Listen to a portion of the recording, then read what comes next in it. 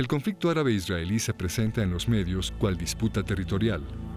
Un argumento común afirma que en el territorio del presente Estado de Israel residía un milenario pueblo árabe palestino que fue desalojado por la fuerza por los judíos sionistas. Para evaluar estas afirmaciones debemos examinar los hechos históricos. Eso haremos aquí. HIR y Faces presentan una serie basada en el libro El colapso de Occidente, el siguiente holocausto y sus consecuencias.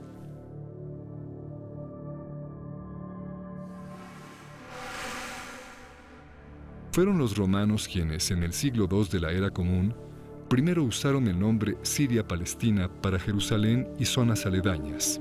Era un uso incorrecto. En griego, Palestina quiere decir tierra de filisteos, pero los filisteos nunca ocuparon más que una pequeña tira en la costa mediterránea oriental, incluyendo parte de la actual franja de Gaza, y habían dejado de existir hacía siglos. Los romanos habían conquistado un lugar llamado Reino de Judá, y ellos mismos, al poseerlo, lo llamaron Provincia de Judea. Ambos nombres quieren decir País de Judíos. ¿Por qué entonces cambiaron los romanos el nombre a Siria-Palestina? La comunidad y religión judía se organizan alrededor de la ley de Moisés, la cual, de acuerdo al Éxodo, nació en una revuelta de esclavos. Esto explica que la ley de Moisés denuncie la opresión y proteja a los pobres. También explica las preocupaciones de la aristocracia castrense romana. En aquellos días los judíos eran una enorme población distribuida por todo el Mediterráneo. La mayor inquietud de los romanos era que la popularidad de la ley de Moisés entre los pueblos oprimidos del imperio pudiese desembocar en revolución. Para evitar ese desenlace, el imperio lanzó enormes matanzas de judíos que ahora recordamos como la Primera Guerra Judía, la Revuelta de la Diáspora y la Segunda Guerra Judía. De acuerdo a los historiadores, en su conjunto y en términos proporcionales, los romanos asesinaron quizá más judíos que Adolfo Hitler. Una vez concluido el genocidio, el emperador Adriano, luego de destruir Jerusalén en el siglo II, trajo griegos a poblarla y prohibió la entrada, so pena de muerte, a los judíos. La ciudad fue renombrada Aelia Capitolina y el área Siria-Palestina. En términos políticos, Palestina quiere decir aquí no hay judíos ni se permiten. Algunos judíos permanecieron testarudamente en su tierra santa y muchos otros pronto regresaron. Los romanos continuaron informalmente refiriéndose al lugar como Judea. Con el paso del tiempo, el nombre Palestina se fue usando menos y menos y cesó de tener un referente claro. Bajo el Imperio Turco Otomano, amo de toda el área a partir del siglo XVI, no existía entidad administrativa o política alguna llamada Palestina.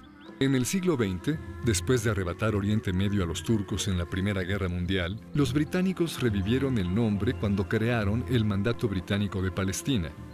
Pero su definición final de Palestina en 1922 comprendía tan solo una cuarta parte del área que ellos mismos habían bautizado Palestina apenas 2 años atrás. Semejante arbitrariedad apoya la queja del historiador árabe Philip Hitti, quien atestiguara ante el Comité Anglo-Americano de Investigación en 1946. No hay en la historia ninguna Palestina, en lo absoluto. Pero si el nombre Palestina es una creación artificial del Imperio Romano y más tarde del Imperio Británico, entonces ¿quiénes son los así llamados palestinos? Esa pregunta la contestó en entrevista con la revista holandesa Trouw Zahir Muhseen, jefe de operaciones militares de la Organización para la Liberación de Palestina, o la OLP, ahora mejor conocida como la Autoridad Palestina. En una entrevista que otorgó la revista holandesa Trouw, Muhseen explicó: "Los árabes somos un solo pueblo. Es solo por razones políticas que apoyamos nuestra identidad palestina con cuidado, pues es de interés nacional que los árabes aprendan a promover la existencia de un Estado palestino independiente en oposición al sionismo. Es verdad, la existencia de una identidad palestina está ahí solo por razones tácticas. La fundación de un Estado palestino es una nueva herramienta para continuar la lucha contra Israel y por la unidad árabe". En guerra tras guerra, los esfuerzos combinados de varios países árabes fueron derrotados por el pequeño Israel. Así que hacía falta una nueva herramienta, una estrategia de guerra política que combinara terrorismo con diplomacia para lograr lo que la campaña militar abierta no podía. ¿Pero acaso Zahir Hussein está diciendo que la noción de un pueblo palestino con presunto derecho a la tierra del Estado judío fue simplemente inventado? La Constitución de la OLP parece confirmarlo. En su primera constitución, creada en 1964, la OLP definió Palestina en el artículo 2 con las fronteras que tenía en tiempos del mandato británico. Esta es una referencia a la segunda definición arbitraria de los británicos, la de 1922. ¿Cómo es posible que un poder colonial extranjero del siglo XX pueda definir arbitrariamente las fronteras de la tierra supuestamente ancestral de los palestinos? Pero la verdad es que la OLP ni siquiera adoptó realmente la definición británica. En el artículo 24, la OLP afirmó explícitamente que Judea, Samaria y Gaza, los territorios que ahora reclama para su anhelado Estado, no eran palestinos. Artículo 24. Esta organización no reclama soberanía territorial sobre Cisjordania, en el reino hashemí de Jordania, ni en la Franja de Gaza. En 1968, la OLP reescribió su constitución. Esta vez la definición de Palestina ya no excluyó Gaza, Judea y Samaria, así que la OLP ahora sí estaba reclamando estos territorios. ¿Qué explica el cambio? En 1964, cuando la OLP escribió su primera constitución, Egipto estaba ocupando ilegalmente el territorio de Gaza y Jordania estaba ocupando ilegalmente Judea y Samaria. Pero entonces los árabes provocaron la guerra de 1967 o la Guerra de los 6 días, en la cual los israelíes capturaron los territorios de Gaza, Judea y Samaria, entre otros. Fue después de esto que la OLP reescribió su constitución en 1968 para incluir Gaza, Judea y Samaria en su definición de Palestina. Las fronteras de Palestina luego son flexibles y se redibujan para rodear con precisión nada más el territorio que Israel controla. En otras palabras, las fronteras de Palestina se escogen tan solo para que pueda ser usada como una herramienta para continuar la lucha contra Israel. Pero si Palestina es una invención reciente, y si lo mismo aplica para la identidad palestina, entonces ¿de dónde vienen los árabes musulmanes que hoy en día se hacen llamar palestinos? Hoy en día viven alrededor de 8 millones de personas en Israel, pero el estimado más confiable habla de 300.000 en la misma área en el siglo XIX. Estaba prácticamente vacía, y así la describieron los viajeros decimonónicos. Por ejemplo, a mediados del siglo XIX, el cónsul británico se quejó de que el área estaba vacía de habitantes. Cuando Mark Twain visitó el lugar, comentó que en el valle de Jezreel no se veía un solo pueblo 30 millas a la redonda. Y Pierre Loti, un autor francés, escribió luego de su visita que las ciudades y los palacios se habían vuelto polvo. En un estudio histórico, Karl Hermann Voss explicó todo esto como resultado de la conquista árabe musulmana. En los 12 y medio siglos que hubo entre la conquista árabe del siglo VII y los comienzos del regreso de los judíos en los 1880s, Palestina fue yerma. Sus antiguos canales y sistemas de irrigación fueron destruidos y la maravillosa fertilidad de la que habla la Biblia desapareció para convertirse en desierto y desolación. ¿Y las pocas personas que ahí vivían, quiénes eran? La mayoría eran musulmanes, pero se dividían en varias identidades, algunas violentamente opuestas y ninguna de ellas palestina. También subsistían pequeñas comunidades judías en la mayoría de los asentamientos grandes y en los pueblos de la Galilea, y también había grandes poblaciones judías en Jerusalén, Hebrón, Safed y Tiberias. En Jerusalén, de hecho, los judíos eran mayoría. Un documento del consulado británico fechado en 1859 dice: «Los mahometanos de Jerusalén no exceden una cuarta parte de la población entera». En 1878, 2 años antes de que empezaran las migraciones sionistas, el sultán otomano lanzó una política de reasentamiento para atraer musulmanes, en su mayoría circasianos y argelinos. El historiador Arnold Blumberg explica: «Después de 1880, los empujes del naciente nacionalismo judío, del patrocinio turco de la colonización de musulmanes foráneos y de la inmigración espontánea de árabes atraídos por la nueva prosperidad de Palestina, cambiaron el carácter demográfico de estas tierras. En 1878, enormes olas de inmigración musulmana comenzaron a llegar a lo que había sido en esencia un terreno baldío. Es obvio que la mayoría de quienes ahora se llaman palestinos no tienen raíces milenarias en aquel lugar.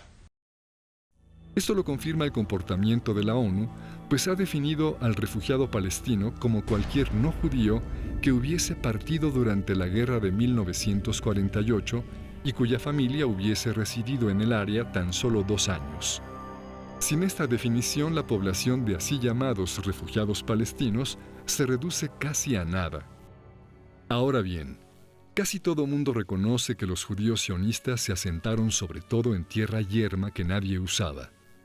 El propio rey Abdullah, quien participaría en el esfuerzo por destruir el incipiente Estado judío en 1948, escribió en 1946: «Me asombré de ver los asentamientos judíos. Habían colonizado las dunas de arena, tomado agua de ellas y las habían transformado en un paraíso». El rescate judío de la tierra produjo un resplandor económico que atrajo a muchos árabes de países vecinos buscando una mejor vida. Y estos engordaron las filas de quienes más tarde se harían llamar palestinos. Muchos creen, sin embargo, que los judíos sionistas robaron las tierras sobre las cuales se asentaron. ¿Fue así? Esa pregunta la contestó Haj Amin al-Husseini, padre del movimiento palestino. En 1936, Husseini, muftí de Jerusalén, lanzó su cuarta oleada terrorista contra los judíos del mandato británico de Palestina. La llamó la Revuelta Árabe. Esta violencia duró hasta 1939. En 1937, el gobierno británico envió un equipo a investigar, encabezado por Lord Peel. Su misión era establecer lo que sucedía y por qué. Llamó a Husseini a comparecer como testigo. Sir Lori Hammond preguntó a Husseini si el problema era que los judíos habían tomado tierras árabes por la fuerza. Husseini contestó: «En la mayoría de los casos las tierras fueron adquiridas. Lo que pregunto es si fueron adquiridas por la fuerza, con compulsión, como si hubiesen sido adquiridas para uso público. No, no fue así. No fueron adquiridas por la fuerza. No. Pero entonces estas tierras que ascienden a los 700,000 dúnams, ¿de hecho fueron vendidas? Sí, fueron vendidas. Pero el país fue puesto en condiciones para facilitar aquellas adquisiciones. No estoy seguro de estarle entendiendo. Fueron vendidas. ¿Quién las vendió? Los terratenientes. ¿Árabes? En su mayoría eran árabes. ¿Hubo alguna compulsión para que vendieran? Y si así fue, ¿de quién? Como en otros países, hay gente que se ve forzada por las circunstancias, las fuerzas económicas, a vender su tierra. Los terratenientes árabes que según Husseini habían sido forzados a vender sus tierras eran los Efendi, los grandes señores feudales de la zona. Ellos hacían lo que les viniera en gana. Nadie los forzó a vender. Y vendieron sus tierras menos productivas a precios altísimos. De hecho, la familia del mismo Husseini, terratenientes Efendi de primerísimo orden, lucraba tremendamente con estas ventas. Los Husseini primero amenazaban de muerte a los pequeños terratenientes si osaban cometer el así llamado crimen nacional de vender tierra a los judíos. Luego compraban esos predios a precios de bancarrota, los consolidaban y se los revendían a los judíos a precios de extorsión. El historiador Nathan Weinstock explica: en otras palabras, la propaganda hipernacionalista se convirtió en un negocio lucrativo, un fraude gangsteril al estilo estadounidense para la aristocracia árabe. En conclusión, es falso decir que un milenario pueblo palestino vio sus tierras arrebatadas por los judíos sionistas.